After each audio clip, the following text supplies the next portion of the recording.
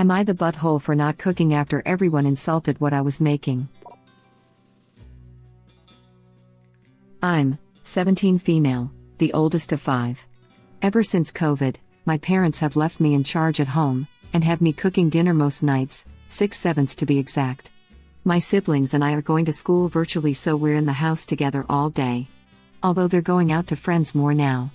There were always complaints about the food I was cooking: don't want pasta, no rice, why more chicken, used up too many groceries for one dish.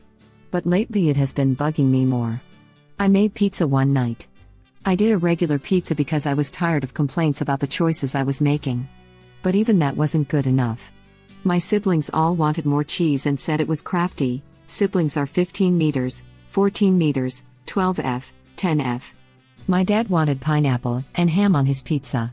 My mom said pizza wasn't what she wanted to come home to on a Wednesday afternoon. I said nothing. I didn't even show I was frustrated. But the next day I didn't make them anything. I made myself some spicy chicken noodles. Had it all cleaned up and everything before anyone got home, and then everyone was home and they were hungry and complaining, and then my parents exploded because they said I was being petty and rude, and they threatened to ground me because I didn't do all my chores. I told them they should have thought about that before crafting all over everything, and I was doing more than enough, and why ground me when I never leave the house anyway. I'm basically a live-in nanny at this point, and I get treated worse than they would treat a paid nanny. They said it was a wrong move to let them go without food. Especially my siblings. I guess I can see why that would be an move, but honestly they should be more appreciative too. Am I the butthole? Not the butthole.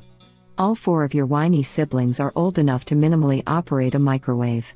Your parents are fools to think that grounding a person that is home all of time is going to have any effect. Maybe there could be a night for each sibling to make a dinner. Your parents could cook on the weekends. Seriously. My 8-year-old literally made breakfast for my husband, 3-year-old, and me this morning. Granted, it was toast and, already, hard-boiled eggs, but it was buttered, salted, and plated when I came down. Literally no excuse for one person out of 6 to be expected to do all of the cooking with these age ranges.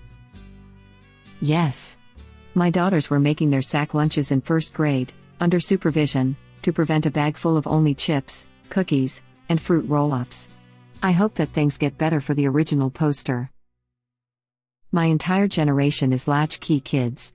If we didn't fend for ourselves, we wouldn't get fed. I used to tell visitors and kids it's help yourself or starve. Guests learned very quickly that I wasn't kidding. Guests included Europeans and Japanese students, and they quickly learned about getting their own breakfasts. One time I helped my friend fix their computer. They brought it to my house, and afterwards they waited around like they were expecting something and asked if I was cooking something. They didn't say thanks for what I did, and I had no plans of cooking or even having them stay the night. I was like, bruh. Dang, that is the height of rudeness. Double time, too, for not saying a thank you, and if someone helped me fix my computer, I would have offered to buy them dinner. My brother was regularly paid in pie or other food when he repaired computers in high school. Throughout my late teens and early 20s, my entire friendship group operated on the pizza and beer economy, beer optional for non-drinkers. Need mates to help you move house? Especially buff mates and those with larger vehicles. Pizza and beer. Need mates to help clean a strangely feral house before you and your housemates move in? Pizza and beer. Need someone to fix your computer in haste, or help proof a major essay, or help out with last-minute revision for an exam that your friend aced last year? Yes. Pizza and beer. This is the way. At 36, my wife and I still do it. I mean, most of our dude friends literally survived on takeaway and Budweiser, and we were skilled cooks, so we definitely had them over for a good home-cooked meal, roasts, pastas, stews, usually something delicious for dessert, decent beverages, cards/games. It makes my queer little heart so happy as their eyes pop wide and you watch every one of them hard swallow. Our last move was enormous, and I've never seen so much chicken Alfredo disappear so quickly. We had a 12-quart bowl of it after the first plates. Fresh pasta, from scratch sauce, whole deal. 4 dudes, a girl, and us. As much as I could, I was limited thanks to an impingement in my hip. I mostly cooked, and made a cheesecake, and did. Also, kept everyone hydrated. This is the way. Man. A homemade pie is a pretty sweet, pun not intended, gift for a computer repair, especially if it's a quick one. When you think about it, most of the time it takes longer to bake a pie than to fix a computer issue, so the computer repair person is really coming out ahead on this one. I would have been like, no, I had no plans to cook. Why? Were you going to take me out for dinner for fixing your computer? 'Cause I'm totally down for that. Feign ignorance and give a really enthusiastic and appreciative smile for maximum impact. My one friend always made lasagna for me when I fixed her computer. She always got priority in getting her computer fixed. Yep. We were making our own lunch bags by first grade and learning how to cook dinner by third. Simple stuff, but by the time my siblings and I were 12, we could all put a meal together in a pinch. And by high school, we all alternated cooking dinner. My mom was a single parent and she wanted us all to be able to take care of ourselves by the time we were ready to move out as adults.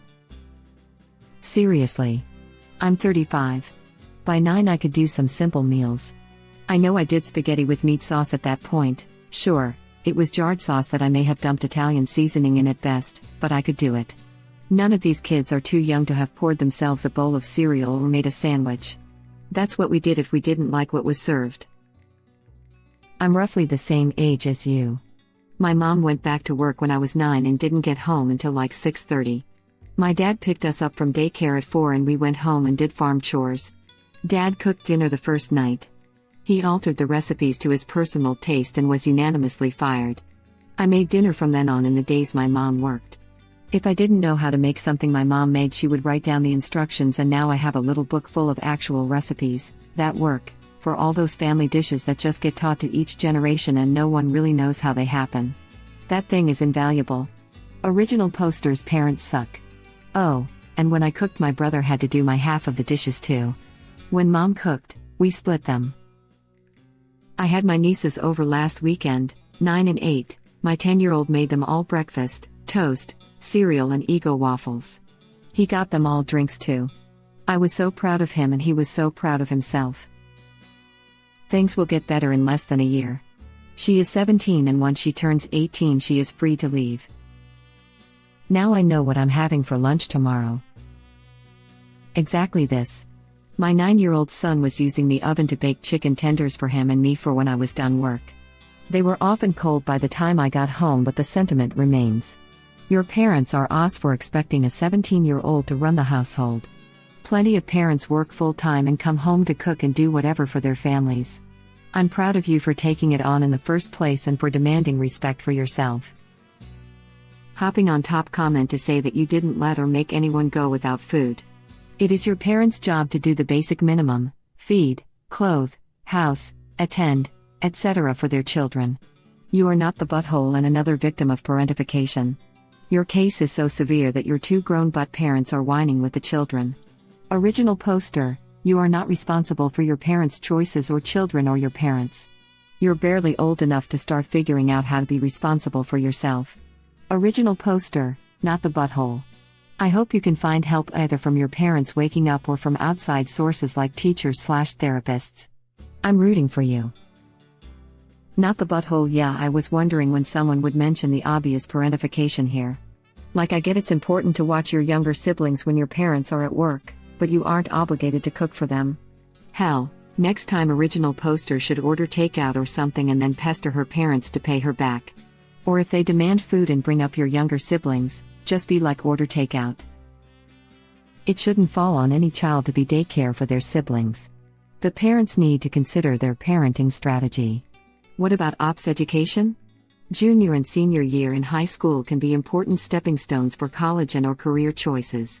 Having to watch your younger siblings after school until parents get home when they don't have athletics/clubs is acceptable. This situation is not. Yeah, that's what I meant. Before everything went to e-learning, it was easy to watch your siblings while parents were at work because usually that would only be a few hours long, but with kids home all day, the parents need to step the F up. Thanks. When kids post here, I tend to think of what they aren't saying, too. It sounds like original poster was in charge of keeping them on task, feeding, and cleaning up after the whole family. I don't know. I'm not a psych, just an adult survivor of child abuse/neglect. For real. Original poster is missing out on time of her final year of grade school. Missing out on opportunities and memories that they will have for the rest of their life. I don't even really get why COVID brought this on. I could see why original poster would end up overseeing siblings while in virtual school, but unless the parents are either working tons of hospital shifts or something, why would it affect dinner? I know a lot of people who went from an office to working from home whose partners/family suddenly expected them to do all of the housework because you're here all day. Could be the same thing. The parents already thought of original poster as a third parent, and now that she's always home, all housework falls on her. Original poster should reply back next time their parents get mad over this: your actions will affect our relationship going forward. You've made me an unwilling nanny, which is called parentification, which surprise surprise is child abuse. Think about that next time you complain about a ready-cooked meal. Not the butthole. We all wish we could say things like this to our parents when we are young, but not all of us have parents that would be rational and think clearly about their actions and what's said, and how it's impacting their children. I think my father would have came close to killing me if I ever said anything like that to him. We walked on eggshells around him. Anything perceived as backtalk or being ungrateful/disrespectful would be like dropping a bomb. 7 people means everyone can take responsibility for one night. Nobody is so young that they can't help put. Dumping it on the 17-year-old is plain unfair. They're not her kids or her responsibility. What are they going to do when she leaves? Why is it all on her? I would go full on Amy's Baking Company of their asses. Not the butthole. Amy's Baking Company, that's a name I haven't heard in a long time, laughing out loud. What's that? It's a restaurant that shut down. Not suitable for work language. Web link. Damn. They should not work in a customer-facing role. The cakes look nice, but they've got some serious anger issues. Amy didn't make the cakes, they bought them to resell as her own, big-time fake. This is the solution. I'm a som. Got a new baby here, and if it weren't for one of my kids demanding to cook most dinners for us, I'd be rotating through my big kids, having them pick whether they're helping me or I'm helping them make the dinner that day.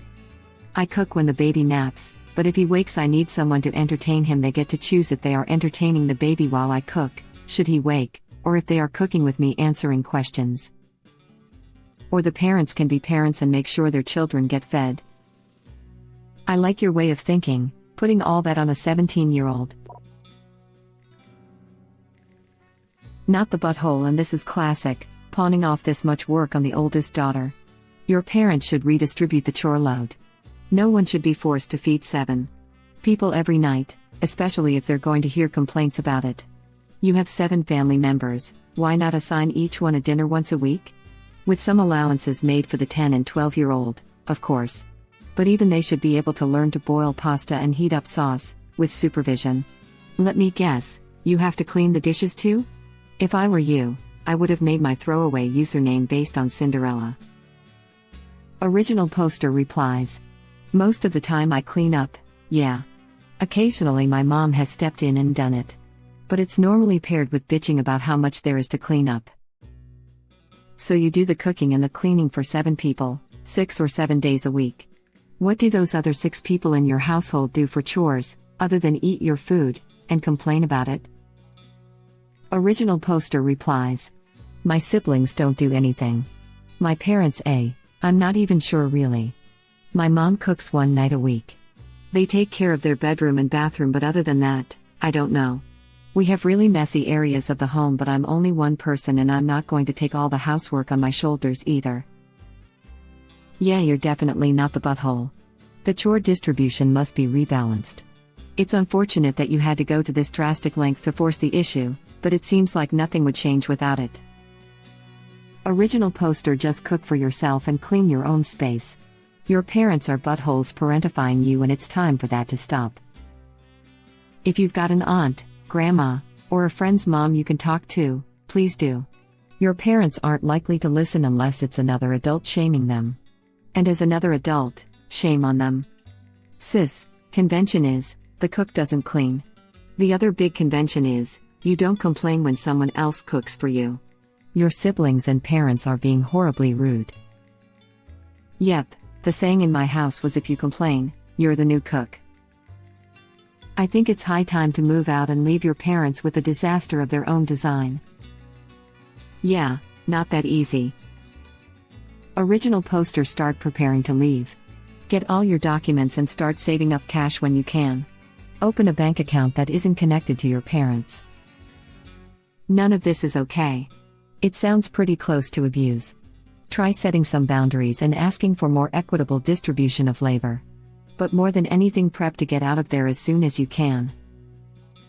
Bro, when I was 12 I could make an entire chicken and rice dish without supervision. Personally, I couldn't cook for crap until I graduated college, laughing out loud, so I have some sympathy for the 10 and 12-year-olds. But they are capable of learning and should contribute in some way. Not the butthole. They threatened to ground me because I didn't do all my chores. How dare they threaten to relieve you of your duties? How dare they threaten to relieve you of their duties? FTFY. So your parents and siblings can't even put together a sandwich. Not the butthole. Original poster replies. My siblings can't. My parents could if they wanted to. Oh, I'm sorry. Did you fail to mention that your teenage siblings had no arms with which to make their own sandwich? Otherwise they are definitely all old enough to feed themselves. If they won't, it's not because they can't, it's that they are willfully too lazy to do it. Original poster replies. They were never taught anything like that. I was, but I was influenced a lot by my grandparents when I was little. They don't want to learn. But yeah, my parents have never showed them how to do anything. Most don't even get the microwave. No, that's not an excuse. Put food on bread. It falls out? Figure it out. They won't starve with food in the fridge. Thank you for watching. Please subscribe to be the first to know about Red Rabbit Reader's new videos. If you like our videos, please like them on YouTube and share them with your friends. We welcome your comments below. Press to start another of our videos.